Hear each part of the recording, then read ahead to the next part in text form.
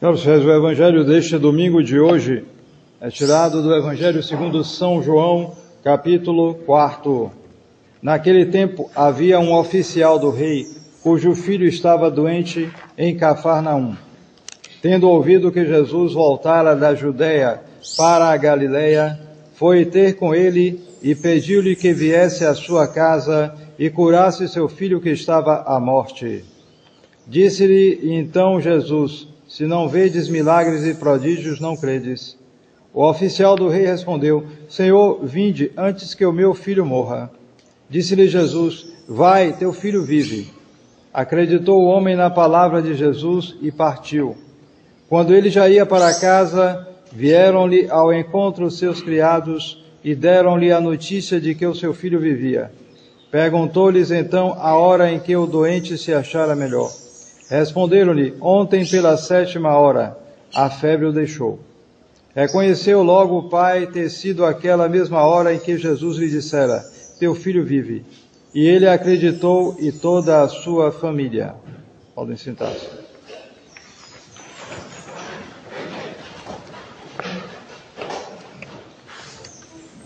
Nós estamos hoje é o 20º domingo depois de Pentecostes e segundo domingo do mês de outubro.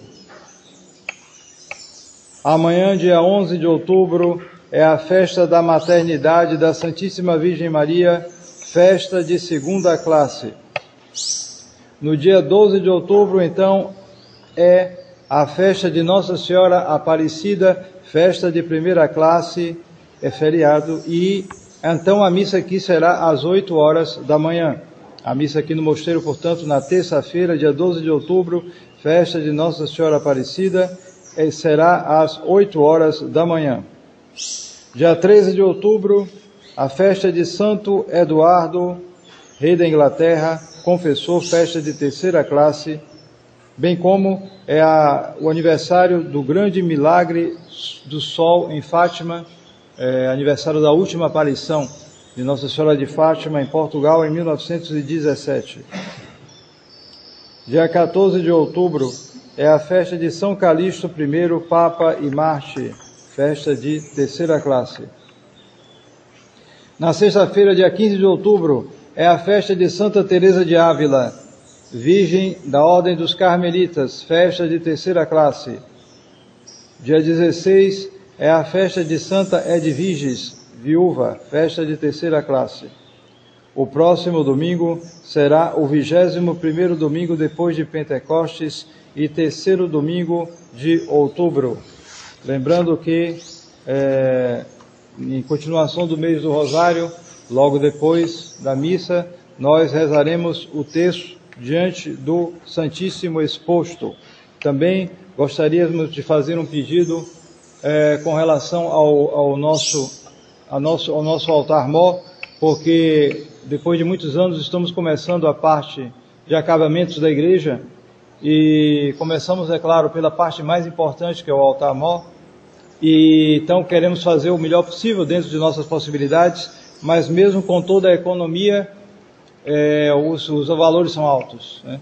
E falta justamente terminar piso, sobretudo piso, que nós estamos dando aí, mas os valores realmente são muito altos e nós pedimos, corremos a generosidade dos fiéis daqui do mosteiro ou que nos ouvem, para que possam nos ajudar a terminar o altar-mor e assim já tornar a igreja possível de consagração, né?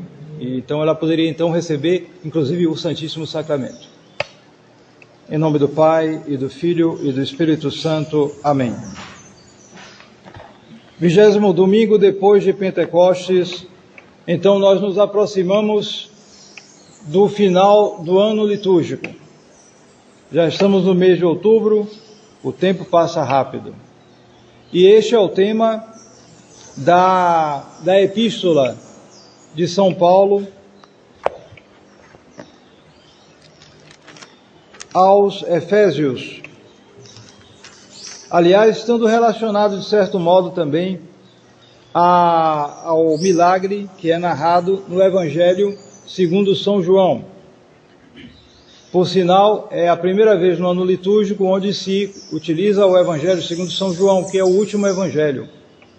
Isso também já sinaliza a aproximação do final do ano litúrgico. Além do mais, o próprio milagre não foi à toa inserido aqui neste domingo, porque ele fala de o filho de um oficial que está perto da morte. Ele não morreu, mas sua morte se aproxima. E ele está numa dependência muito grande e está com muita febre.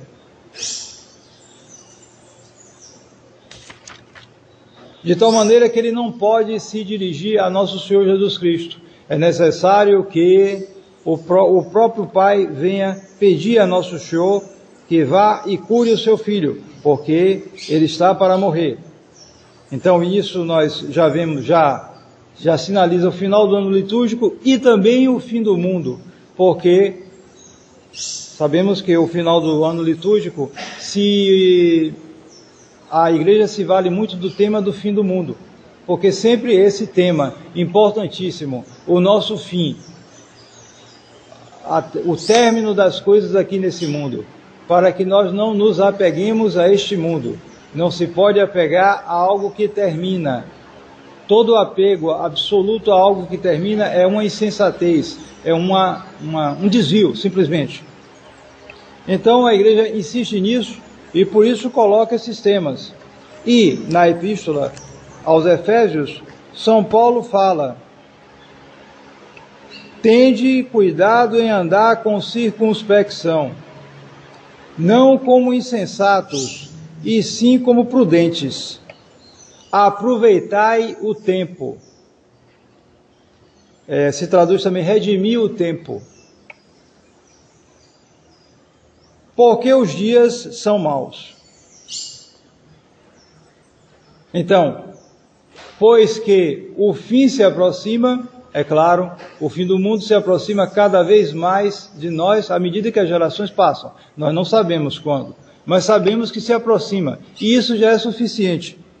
Além do mais, mesmo que não chegue durante nossa vida, chegará nosso fim aqui nesse mundo. Então, tudo isso já justifica de sobra essa palavra do apóstolo: redimir o tempo, aproveitar o tempo que resta, que não é muito longo.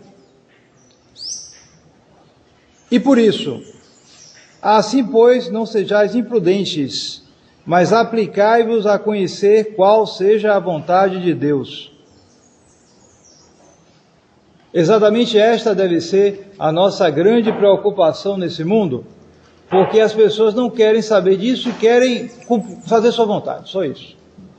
As pessoas imprudentes, elas buscam simplesmente a sua vontade. E pior que às vezes, elas são pessoas naturalmente prudentes. Elas cometem a suprema imprudência de querer fazer sua vontade, sem procurar saber a vontade de Deus, mas no prosseguimento, em perseguir esta vontade própria, eles são prudentes. É isto o que se dá nome, na moral católica, de prudência da carne. Há muitos prudentes da carne no mundo. Um financista, por exemplo, é um prudente da carne. É alguém que sabe mexer muito bem com seu dinheiro. Ele nunca está apertado, ele sempre está enriquecendo. Ele não perde uma, se perder é difícil, pode dar um fora lá na bolsa, mas depois ele recupera. Ele é prudente, ele sabe mexer com a coisa, mas é uma prudência da carne. Não é essa prudência da qual fala São Paulo, porque o princípio, a raiz dessa prudência verdadeira é procurar conhecer a vontade de Deus, que não será necessariamente a nossa. Aliás, muitíssimas vezes não concordará com a nossa vontade. E depois São Paulo diz: não vos embriagueis com o vinho, do qual nasce a impureza. É curioso essa relação da imprudência com a impureza, é verdade. E de modo geral, a imprudência vem da impureza. o sensual é imprudente, ele não tem juízo, não é o que se diz em geral? Fulano só anda fazendo isso, aquilo outro, não tem juízo. É isso mesmo. Ele não ele vai pelos sentidos, vai sendo atraído. Como um cachorrinho no cio. Mais ou menos assim. A cabeça não funciona tanto. E mesmo quando ele tem a prudência da carne, ele tem é verdade, ele não cai tanto quanto outros. Porque o objetivo dele em geral é mais dinheiro. A prudência da carne se aplica muito a dinheiro. E a gente sabe que o sensual não está apertado sempre. Porque ele tem sempre dificuldades nesse ponto. O prudente da carne não, ele se modera, não, isso aí não, mas mesmo assim ele se deixa levar por isso. No fundo é apego às coisas do mundo. Mas ficai repletos do Espírito Santo. Então, note bem a relação. O Espírito Santo enche aquele que procura conhecer a vontade de Deus, que tem a verdadeira prudência, e que se afasta da impureza dos pecados contra a castidade. Então, São Paulo dá essa mensagem para nós, e o doente do Evangelho, ele está febril, ele está para morrer. E a febre, muitas vezes, se compara com a febre pelas coisas do mundo, o desejo pelas coisas do mundo, os pecados de um modo geral. A pessoa febril, ele não reflete direito. Às vezes pode chegar até a delirar. É o efeito das paixões. A febre é comparada às paixões. Então, essa pessoa aqui, que estava doente, filho do rei, não sabemos quem era, mas morava em Cafarnaum, que era uma cidade na época muito rica e cheia de prazeres mundanos. Era uma das cidades mais mundanas da Palestina. Então, isso também tem a ver. Era um febril e estava ali, em Cafarnaum. Pois bem, para nós é importante saber que essa febre, entre aspas, esse influxo das paixões, tende a aumentar com a chegada do fim do mundo. Por quê? Porque à medida em que chega o final, Satanás sabe que a derrota dele é inevitável. Quanto mais chega perto, a derrota está mais perto, é claro. E então o efeito é o desespero maior. E aquele que está desesperado ataca mais. Ataca mais, porque não tem nada a perder. Não tem nada a perder. Então, os ataques de Satanás tendem a se multiplicar e tendem sempre a levar o maior número de pessoas ao inferno, porque ele não pode atacar Deus. Ele sabe que ele está perdido contra Deus, mas ele sabe que pode, por permissão divina, tentar e mesmo levar os homens ao pecado. E ele os leva não diretamente pela vontade, mudando a vontade do homem. O demônio não pode mudar a vontade do homem diretamente, mas ele pode mudar indiretamente através das paixões, insuflando as paixões. E por isso é dito, por isso no final à medida que se aproxima o fim do mundo, Satanás tenderá a insuflar mais e mais as paixões no ser humano.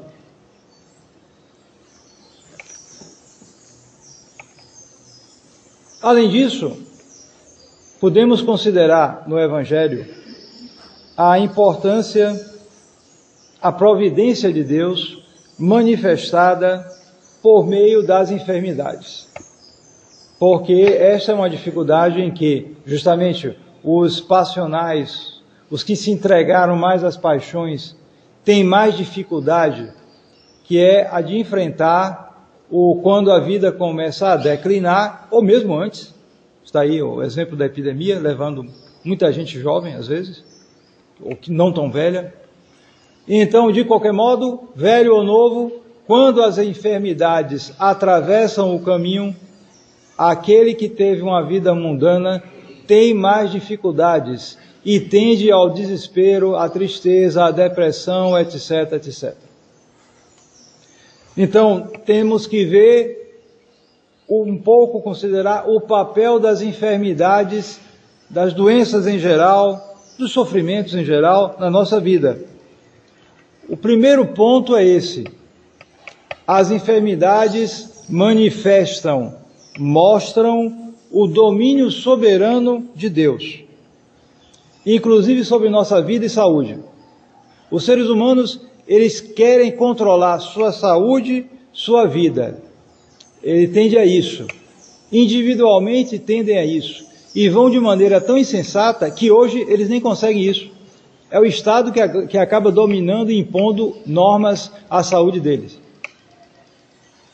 Mas mesmo que eles procurem individualmente ter o controle, o domínio sobre sua vida e saúde, no fundo isso não é a solução. Porque quem tem o domínio soberano sobre nossa saúde, sobre nosso corpo, mais ainda sobre nossa alma, mas também sobre o nosso corpo, é o próprio Deus. E isso se manifesta através de doenças. Porque as doenças são permitidas por Deus para mostrar que, seu fim está chegando. Seu fim pode chegar a qualquer momento. Sua vida não é aqui. Sua saúde pode se quebrar de uma hora para outra, mesmo que seja de ferro. E de qualquer modo, mesmo que ela dure muito, ela vai declinar necessariamente com o tempo. Então é como se Deus estivesse lembrando: Ele é que tem o domínio sobre nossas faculdades, forças corporais. Porque quando a pessoa está com boa saúde, ela tende para o egoísmo, para o orgulho, para esquecer de Deus. Basta ver os jovens. Sempre se lamentou muito, com razão, a morte das pessoas jovens por acidente. Por quê? Porque está cheio de vida, não foi por doença. Teve um acidente, sei lá o quê, qualquer coisa, morreu de uma hora para outra. Como é que estava a alma dele? Então sempre se lamentou isso. Por quê? Porque é a época em que a saúde está mais forte e que a pessoa esquece de Deus mais facilmente. Depois, através das enfermidades, Deus, que é soberano, exerce sua justiça para nos punir de nossos pecados. Vejam que é um caminho de conversão, se nós aceitamos bem as coisas. Primeiro, com a enfermidade, nós nos damos conta, tomamos o choque. Deus é o soberano, não sou eu. Então, o primeiro movimento de conversão, se você corresponder. Aquilo quebra. E então você vai começar a ter que pagar pelos seus pecados, né? Sua vida errada, pregressa, né? O que você fez de errado na sua vida, você tomou o choque, agora você vai pagar. E o que vai usar? Deus vai se servir exatamente da mesma enfermidade. Ou talvez de outras.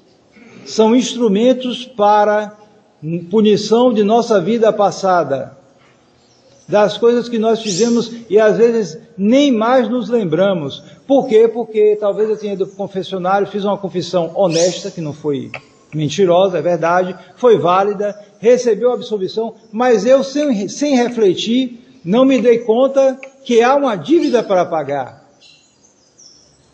O perdão é concedido por Deus através do sacerdote, mas a dívida não é paga toda não, na grande maioria das vezes.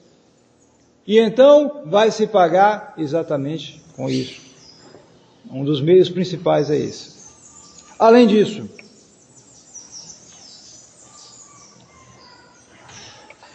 nosso Senhor nos exerce, através das enfermidades, a sua providência. A justiça era para pagar, para que nós pagássemos por nossos pecados. A providência é a bondade que Ele tem para nos preservar de cair em pecados. Por isso, isso explica muitas vezes o caso das pessoas que têm doenças crônicas ou que têm uma saúde fraca. O tempo todo está doente. Não sabe de onde veio isso. Qual é a origem? Já foi não sei quantos médicos. Todas as hipóteses foram aventadas, desde os vírus até os micróbios, passando pelas bactérias, e quando não acha nada, diz que é psicológico. Enfim, pode ser cada uma dessas coisas. Mas o fato é que a pessoa anda com a saúde, não é boa, pronto, não é boa. Então, aquilo é um meio, talvez, de preservar a pessoa. Nós sabemos que São Pedro era viúvo, nosso primeiro Papa, ele era viúvo. Então se diz que a filha de São Pedro, que era uma santa, Santa Petronilha, era uma moça muito bonita, mas ela era doente, ela nunca estava bem de saúde.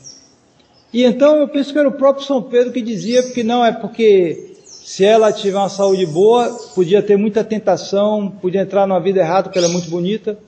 Então Nosso Senhor manda essas enfermidades para preservá-la de cair em tentações, de entrar numa vida errada. Eis aí, Nosso Senhor se manifesta também nas enfermidades desta maneira, de uma maneira até mais amorosa, porque não é só para pagar os pecados, é para preservar a pessoa de cair nos pecados. Então ele manifesta até mais amor pela pessoa do que pelo outro que está com a saúde 100% e anda fazendo coisa errada e depois quebra a cara e vai ter que pagar pela vida errada, etc.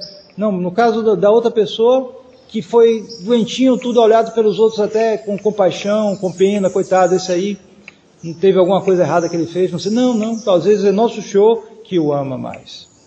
E finalmente, num plano mais elevado ainda, veja bem, cada vez num plano mais elevado,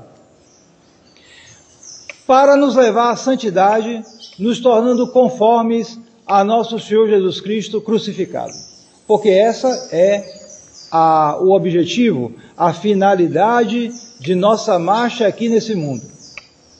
Nos tornar cada vez mais conformes a Nosso Senhor Jesus Cristo. Imitar Nosso Senhor Jesus Cristo, cuja vida decorre dele como cabeça para nós como membros. Então, a tendência é nós compartilharmos essa vida. E, portanto, tornar conforme nossa vida com a vida de Nosso Senhor. Ora, Nosso Senhor consumou sua vida na cruz, crucificado. Então o sofrimento foi a consumação da vida de Nosso Senhor, de sua vida terrestre. Logo, há uma tendência nossa também para isto. A medida é só Deus que sabe. Mas o fato é que, quanto mais santos Nosso Senhor nos predestinar, mais esse aspecto do sofrimento em nossas vidas tenderá a aparecer. E aparece muitas vezes através das enfermidades. Então, eis aí algumas considerações que mostram que as pessoas não devem ter esse terror todo com as enfermidades. Muito da ditadura que nós vivemos hoje, sobre esse aspecto dessa epidemia, resulta desse terror anterior que nós temos, esse medo que nós temos, todos nós, mas muitas vezes exagerado, em relação a perder a própria saúde. Esse medo das enfermidades. É comum as pessoas desejarem entre eles boa saúde. Se tiver saúde, está tudo bem. Bom, a saúde é uma coisa boa em si, mas ela é mesmo uma condição muitas vezes, e é lícito e mesmo obrigatório muitas vezes nós cuidarmos dela, porém, ela não é a condição da felicidade. Não é uma condição pelo menos absoluta. E porque não é absoluta, e porque Nosso Senhor sabe disso, por isso Ele permite para nós as enfermidades, os sofrimentos relativos a isso. Então tomemos essa lição a partir desse episódio do doente que Nosso Senhor curou, sim, Nosso Senhor curou, mas para nós, pode ser que Ele não cure. Pode ser que Ele não cure. Veja, por exemplo, os santuários marianos, como Lourdes, muitas curas operadas, mas a grande maioria não é curada. Porém, todos dizem que há uma consolação muito grande em ir a Lourdes, por exemplo, porque a consolação maior, a maior graça é a conformação de nossa vontade com a vontade de Deus, uma graça espiritual muito mais elevada do que o próprio milagre físico que algumas vezes ocorre, mas não é o principal. Assim também, se por acaso a enfermidade atravessar nossas vidas, tenhamos esse espírito de conformidade com a vontade de Deus, de não ter uma ânsia irrefletida, imprudente nesse sentido, de querer se sair logo daquilo, ainda que isso não impeça de procurar a cura. Porém, tendo essa conformidade, acima de tudo, com a vontade de Deus. Esta é a essência da santidade. Isso é o que importa. Isso é o mais importante e não a saúde. Em nome do Pai, e do Filho, e do Espírito Santo. Amém.